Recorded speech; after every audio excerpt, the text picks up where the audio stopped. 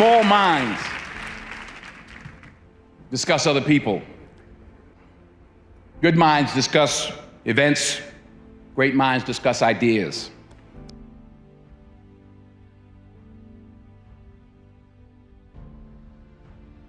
Put God first. Put God first in everything you do. Everything that you think you see in me, everything that I've accomplished, everything that you think I have, and I have a few things, everything that I have is by the grace of God. Understand that. It's a gift. Don't be afraid to fail. There's an old IQ test, was 9 dots, and you had to draw 5 lines with a pencil within these 9 dots without lifting the pencil. The only way to do it was to go outside the box. So don't be afraid to go outside the box. Don't be afraid to think outside the box. Don't be afraid to fail big, to dream big. But remember, dreams without goals are just dreams, and they ultimately fuel disappointment. So have dreams, but have goals. Life goals, yearly goals, monthly goals, daily goals. I try to give myself a goal every day. Simple goals, but have goals. And understand that to achieve these goals, you must apply discipline and consistency. In order to achieve your goals, you must apply discipline, which you have already done, and consistency every day, not just on Tuesday and miss a few days.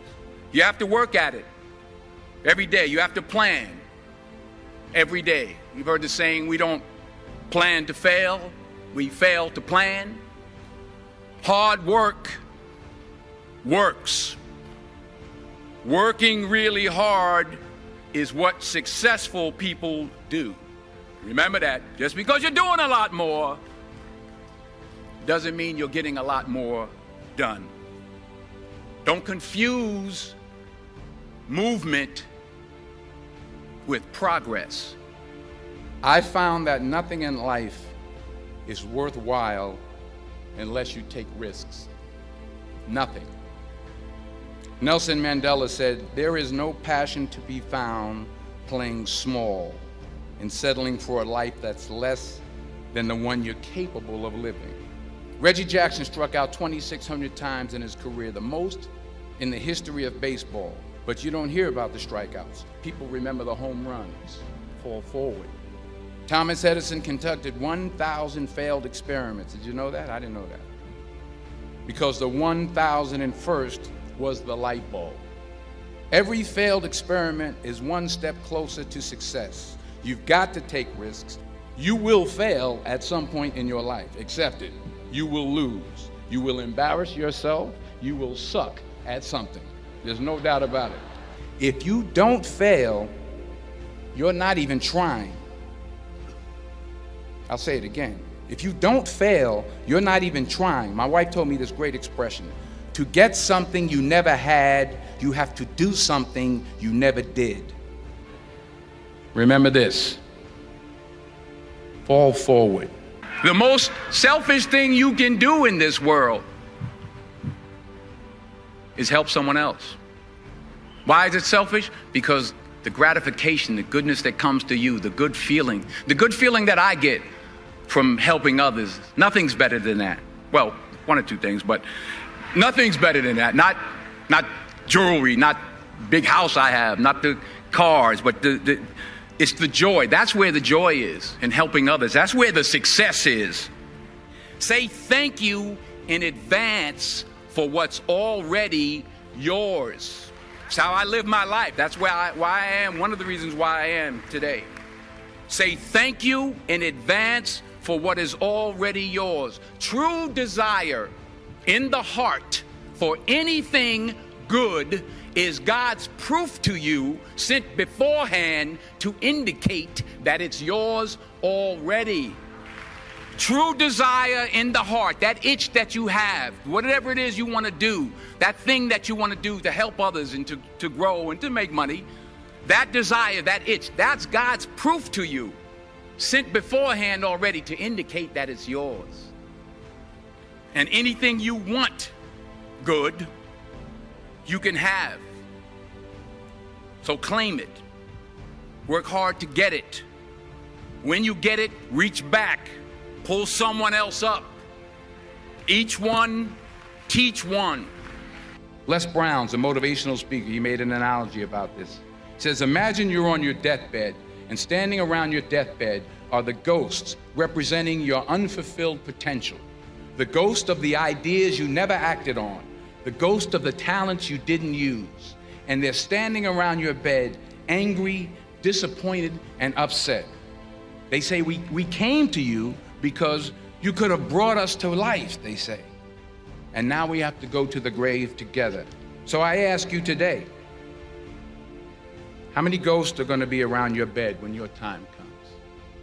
And let me tell you, the world needs your talents, man, does it ever. The Middle East needs your help. Japan needs your help. Alabama needs your help. Tennessee needs your help. Louisiana needs your help. Philadelphia needs your help. The world needs a lot, and we need it from you. We really do. We need it from you young people. I mean, I'm not speaking for the rest of us up here, but I know I'm getting a little grayer.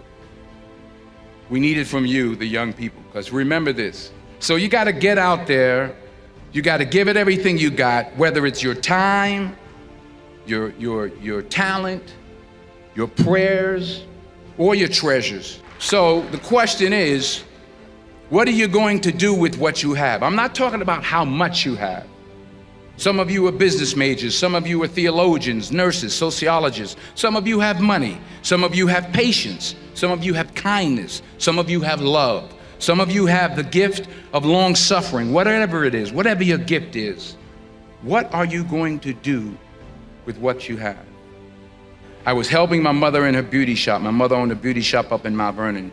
And there was this older woman who was considered one of the elders in the town. And I didn't know her personally, but I was looking in the mirror, and every time I looked at the mirror, I could see her behind me, and she was staring at me. She just kept looking at me. Every time I looked at her, she kept giving me these strange looks. So she finally took the dryer off her head and she said something I'll never forget. First of all, she said, somebody give me a piece of paper, give me a piece of paper.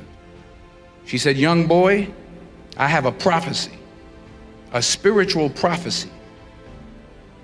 She said, you are going to travel the world and speak to millions of people. Now, mind you, I'm 20 years old, I'm flunked out of school. In fact, like a wise ass, I'm thinking to myself, maybe she's got something in that crystal ball about me getting back into school next fall. And in the years that followed, just as that woman prophesied, I have traveled the world and I have spoken to millions of people through my movies. Don't just aspire to make a living. Aspire to make a difference.